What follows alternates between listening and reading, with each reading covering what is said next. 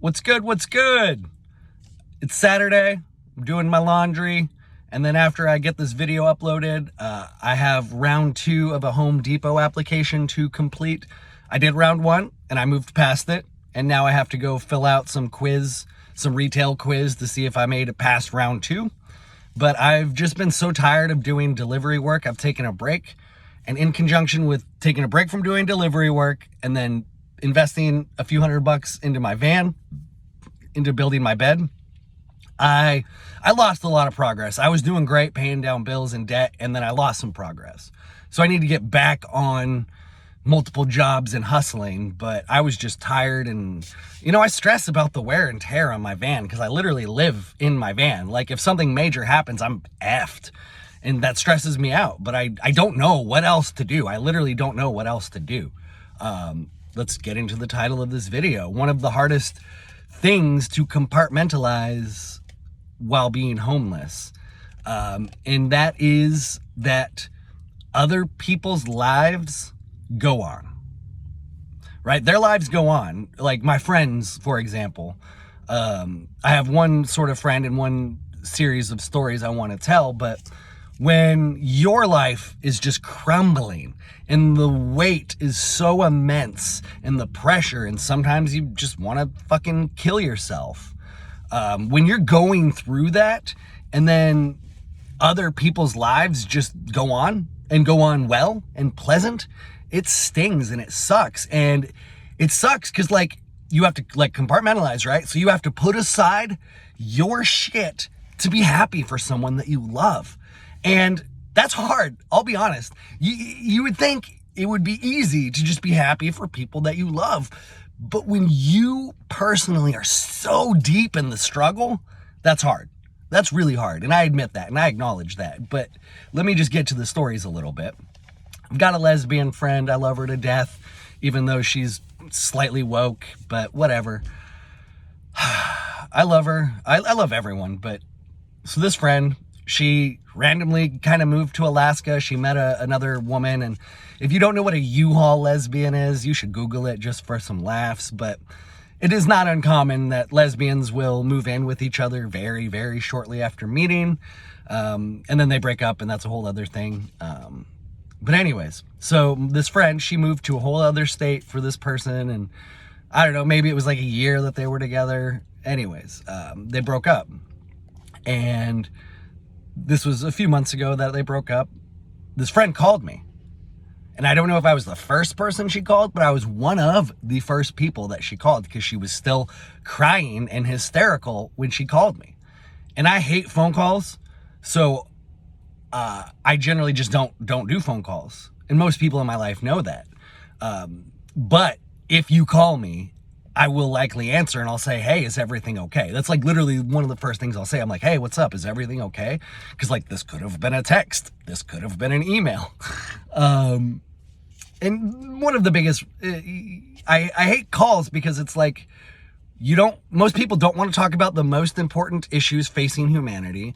And they don't want to talk about my struggles because that's a bummer. They just want to talk about their lives, right? So then you have to compartmentalize all of your fucking stress to be there for someone else. So they broke up. My friend calls me crying, hysterical. I answer. I'm there for her because I've always been there for her. There are other things in my life, other times where it's just I've just dropped everything to be there for her. This is childhood friend, right? Middle school friend. So they broke up a few months ago, whatever. I consoled her. I was there for her. Fast forward a few months, and she then sends me a text, on a Friday or whatever. I've got a date tonight. And I was initially jealous. I'll be honest, I was jealous. But it wasn't just so much that I was jealous, is that I felt like that friend doesn't fully appreciate my circumstances. I'm going to pause real quick. I want to be happy for her. I do. And I said, cool, have fun, or cool, good luck. I was very short because I don't know what to say in that moment. It's cool, you have a date. I haven't had a date in 5 fucking years.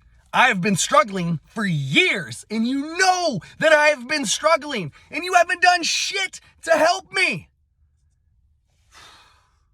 You actually, in fact, this friend at one point was like, hey, my mom has like this little property that you could rent for a really fair price. And then she came back and said, actually, no, me and her previous partner that broke up with her decided they wanted like a vacation stay spot when they visit back home. So then I didn't have that place. And so this friend just like has done the opposite of help me throughout the last couple of years of struggle. And then we get into this little tiff. She's like, oh, I guess that was kind of insensitive. I'm sorry, you know, like, and I was like, yeah, well, you know, it just doesn't feel like you have my back. I'm, you know, and I just kind of laid out all of my frustrations on her. At that point, I was like, I'm disappointed in the person you're becoming, this woke sort of academic person who doesn't actually understand what's going on in society, just repeats the talking points, the narrative talking points. And she has not had my back over the last few years of this struggle. In fact, she's kind of made it worse at times. And now she just wants me to set aside all of my fucking stress and adversity to be happy for her because she has a date when she's only been single for a few months. So she's been single for a few months. I was there for her when her fucking partner broke up with her. All the while I've been homeless and she hasn't done shit. Nothing. It's like, are we actually friends? Do you actually care about me? And this is the shit where it's hard. Like another person that I know that was talking about, oh, their rental property. This is the rich entrepreneur guy that helped me a little bit in life, but like people just don't seem to understand what's going on. They have no class consciousness. That's the thing. It's not even maybe, or we could go a different direction. And it's not that they lack class consciousness.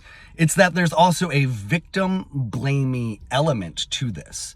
People think that I refuse to work, which is absolutely not true. I have worked consistently. There was like a 6-month period where I was unemployed during COVID because I was working as a massage therapist, and then that all went to hell. But other than that, I've worked. I work. Part of the problem though is when you work for a company and they only give you 28 hours, but then it's not a set schedule, so it's hard to get another job. It's really hard to juggle multiple jobs when you're only getting 20 to 30 hours at one job, and then they want you to have open availability. So that's why delivery work was awesome, because like I could work 20 to 30 hours at one job and then do delivery work. But the wear and tear in your car and your mind and your body and your soul, it adds up, and I stress about it. And so there's this victim blamey element that people think I'm just doing this to myself, or that it's my own fault and, you know, I just whatever. And because it's my own fault, they don't have to worry about me, or they don't have to feel guilty. They don't have to feel bad. They don't have to internalize any of the fucking shit that I feel, but they still expect me to internalize the shit that they feel and feel empathy for them and compassion for them.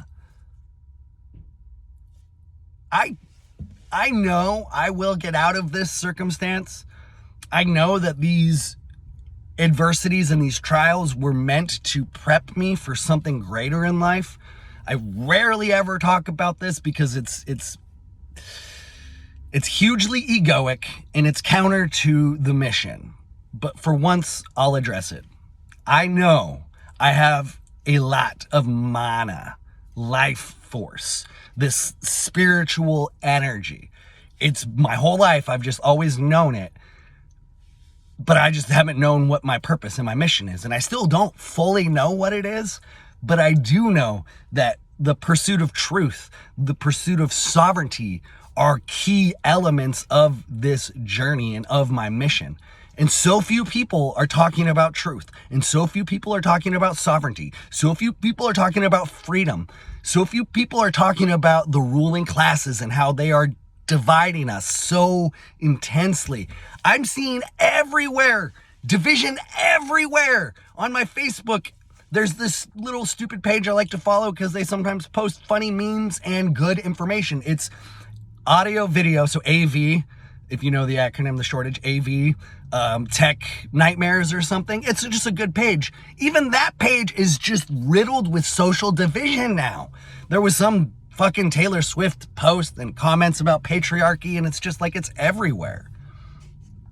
So I know my homelessness situation won't last forever, but it sucks watching the people around me not fucking care. And then it's like, it makes me wonder, are they my friends?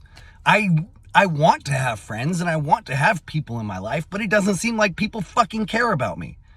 This friend that just, yeah, that's the story. I'll kind of wrap up the video there, but where's your class consciousness?